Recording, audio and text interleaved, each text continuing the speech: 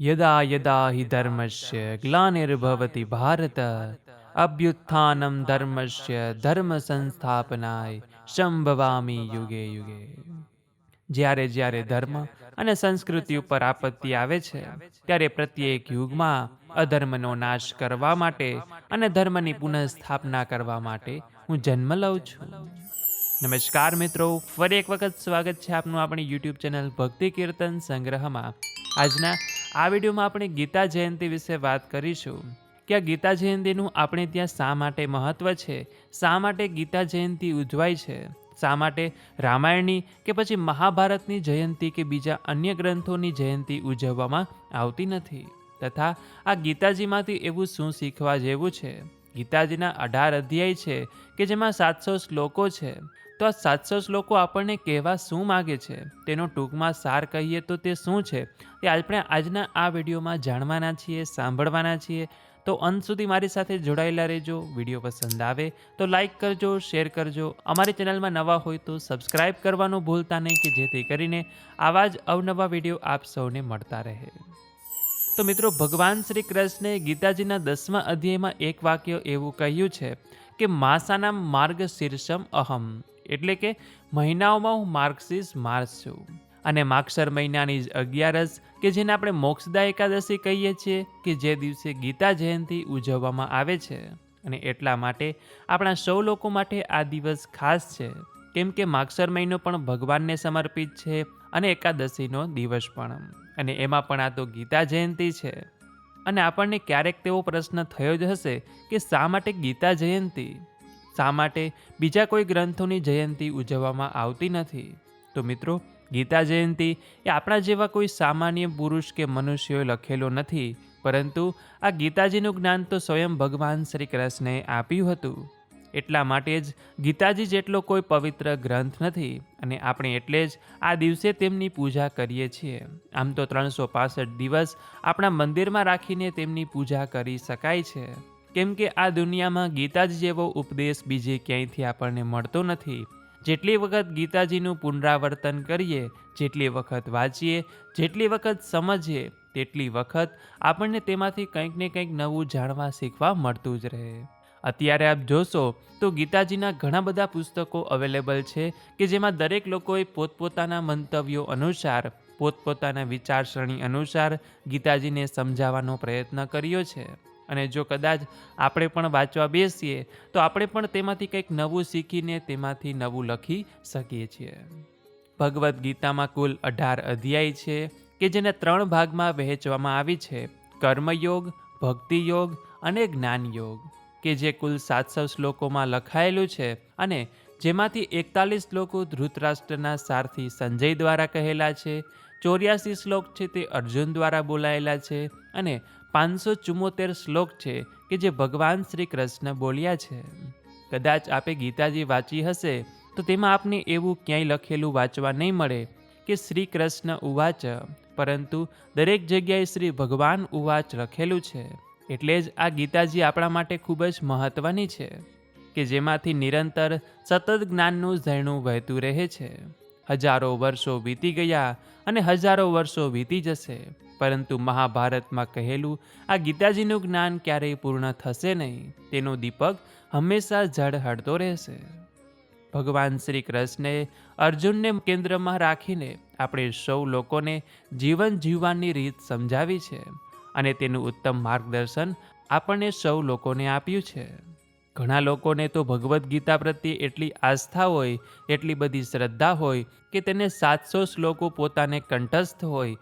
આ ઉપરાંત ઘણા લોકો એવા પણ હોય કે જે લોકો ગીતાજીના 15મા અધ્યાયનું નિરંતર પઠન કરતા હોય। આમ તો દરેક અધ્યાયનું પોતાનું અલગ અલગ મહત્ત્વ છે, પરંતુ તેમાંથી ખાસ અધ્યાય કહી શકીએ તો ગીતાજીનો એક 7મો અધ્યાય, 10મો અધ્યાય, 11મો, 12મો, 15મો અને 18મો અધ્યાય છે કે જે આપણા માટે ખૂબ જ મહત્ત્વના છે। ગીતાના અંતે ભગવાન શ્રી કૃષ્ણ અર્જુનને એવું પણ કહે છે કે હું કહું છું માટે તું તેમ કર એમ નહીં, પરંતુ તારી સામે બધી વાતો પ્રસ્તુત મેં કરી દીધી છે, હવે તને જે યોગ્ય લાગે તેમ તું કર। એવી જ રીતે ભગવાન પણ આપણને માર્ગ બતાવે છે, પરંતુ હવે તેમાંથી કયો માર્ગ આપણે પસંદ કરવો તે આપણા ઉપર છે. ભગવાને ગીતાજીમાં એક સરસ મજાની વાત કહી છે કે જે વ્યક્તિ દુઃખી પરિસ્થિતિમાં દુઃખી નથી થતો અને સુખી પરિસ્થિતિમાં અત્યંત સુખી પણ થતો નથી, તે વ્યક્તિને સ્થિત પ્રજ્ઞ કહ્યો છે કે જેને કોઈ પણ પરિસ્થિતિમાં જો મૂકવામાં આવે તો તે ક્યારેય હતાશ થતો નથી, પરંતુ તે પરિસ્થિતિ સામે લડે છે અને તેમાંથી બહાર આવે છે. અને ભગવાન શ્રી કૃષ્ણએ તેને જ પોતાનો ઉત્તમ ભક્ત પણ માન્યો છે. ગીતાજીના પહેલા અધ્યાયમાં ભગવાન શ્રી કૃષ્ણ મૌન હતા, કેમ કે અર્જુનને મહાભારતનું યુદ્ધ કરતા પહેલા વિષાદ થયો હતો. ત્યારે ભગવાન અર્જુનની બધી વાતો સાંભળે છે, તેના બધા પ્રશ્નો સાંભળે છે અને ત્યાર પછી તે દરેક પ્રશ્નના ઉત્તર આ 18 અધ્યાયના સ્વરૂપમાં તેમને સમજાવે છે અને તેને ગીતારૂપી જ્ઞાન આપે છે કે જેનાથી અર્જુનમાં ફરી લડવાની શક્તિ આવી અને તેને જ્ઞાન પ્રાપ્ત થયું અને એટલા માટે જ પાંડવો જીતી શક્યા હતા. ભગવાન શ્રી કૃષ્ણ ગીતાજીમાં સ્વયં એવું કહે છે કે કર્મ કરતા રહો.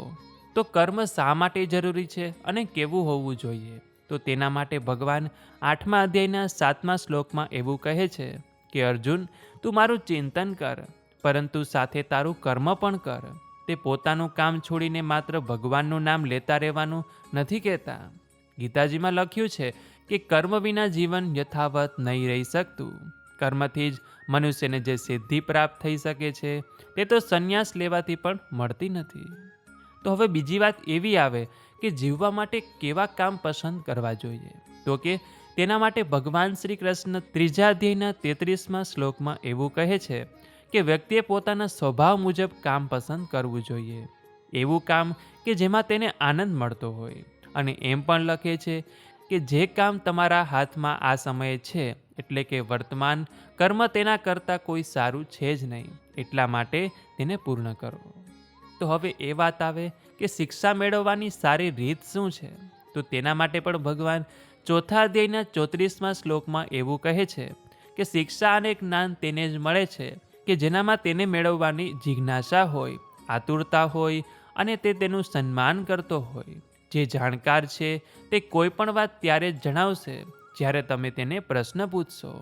જે શાસ્ત્રોમાં લખ્યું છે, જે ગુરુ પાસે શીખ્યું છે અને જે અનુભવ રહ્યો છે, આ ત્રણેયમાં જો આપણને સમજણ થાય તો જ આપણને યોગ્ય જ્ઞાન મળે છે. ત્યાર પછી સ્વાસ્થ્ય સારું રહે તેના માટે શું કરવું? તો તેના વિશે ભગવાન શ્રી કૃષ્ણ 6ઠ્ઠા અધ્યાયના 17મા શ્લોકમાં એવું કહે છે કે જે યોગ્ય માત્રામાં ભોજન કરનાર છે અને યોગ્ય સમય પર ઊંઘ લે છે, તેનું સ્વાસ્થ્ય હંમેશને માટે નિરોગી રહે છે. અને જે વ્યક્તિ સાત્વિક ભોજન ગ્રહણ કરે છે તેનું સ્વાસ્થ્ય હંમેશને માટે સારું રહે છે. અને અંતિમ વાત કે ખુશી તો બધા ઈચ્છે છે, પરંતુ મળે કેવી રીતે? એટલે કે આનંદ તો બધાને જોઈએ છે, પરંતુ તે મળે કેવી રીતે? તો કે તેના વિશે ભગવાન 2જા અધ્યાયના 14મા શ્લોકમાં એવું કહે છે કે સુખ દુઃખનું આવવું અને જતા રહેવું એ શિયાળા અને ઉનાળાના આવવા જવા સમાન છે. સહન કરતા શીખો. અને ગીતામાં લખ્યું છે કે જેણે ખરાબ ઈચ્છાઓ અને લાલચને છોડી દીધી છે તેમને જ શાંતિ મળે છે. જે વ્યક્તિ સંતોષમાં માને છે તે હંમેશા સુખી રહે છે. અને જે વ્યક્તિ ક્યારેય સંતોષ પામી શકતો નથી અને કોઈ ઈચ્છામાંથી દૂર થઈ શકતો નથી, તેને ક્યારેય સુખ મળતું નથી અને જીવનમાં આનંદ પણ પ્રાપ્ત થઈ શકતો નથી. અને હા મિત્રો, આ ગીતા જયંતિના દિવસે ગીતાજીની પૂજા પણ કરવામાં આવે છે. જ્યારે આપણે એકાદશીની પૂજા કરતા હોય ત્યારે પૂજા સ્થાનમાં ગીતાજી પણ રાખવા, તેમની સમક્ષ પણ ધૂપ દીપ અગરબત્તી કરવાના, ફૂલ ચડાવવાના. અને હા, ગીતાજીને માત્ર પૂજન માટે જ નથી રાખવાની, પરંતુ તેમાં જે લખ્યું છે તેને વાંચવાનું છે. અને માત્ર વાંચવાનું પણ નથી, પરંતુ તેનું અનુસરણ પણ કરવાનું છે. ભગવાને જે ઉપદેશ આપ્યા છે તેનું પાલન કરવાનું છે. આજથી જ તે ઉપદેશોનું પાલન કરવાનું શરૂ કરી દઈએ. કલ કરેશો આજ કર, આજ કરેશો અબ. તો આવી રીતે ગીતાજી તો આત્મજ્ઞાનનો મહાકુંભ છે. તેનું કુંભ જ્ઞાન જીવનનું કલ્યાણ કરનારું છે. ગીતા જયંતિનો એકમાત્ર જ એવો સંદેશ છે કે આ ગીતા જ્ઞાન દ્વારા આપણા જીવનને ધન્ય બનાવવું જોઈએ. આ હતો ગીતાજીનો સંક્ષેપ સાર. અને હા, આજે મોક્ષદા એકાદશી પણ છે, તો તે એકાદશીની કથા મહિમાનો વિડીયો પણ અમારી ચેનલમાં મૂકેલો છે. તો આપ તે પણ સાંભળી શકો છો. તો મિત્રો, આ રીતે આપણા ધર્મમાં ગીતા જયંતિનો મહિમા ગાયેલો છે. અને આ ઉપરાંત ગીતાજીની એવી અનેક ઘણી વાતો છે કે જેના ઉપર આપણે જેટલી ચર્ચા કરીએ તેટલી ઓછી પડે. તો આ વિડીયો પસંદ આવ્યો હોય તો લાઈક કરજો, શેર કરજો.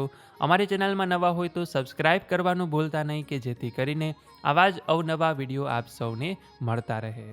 તો આ સાથે હવે મને રજા આપો. મળીશું ફરીથી એક નવા વિડીયોમાં. ત્યાં સુધી આપ સૌ લોકોને અમારી ચેનલના જય શ્રી કૃષ્ણ. ધન્યવાદ. મારી સાથે જોડાઈ રહેવા બદલ આપ સૌ ભક્તોનો ખૂબ ખૂબ આભાર.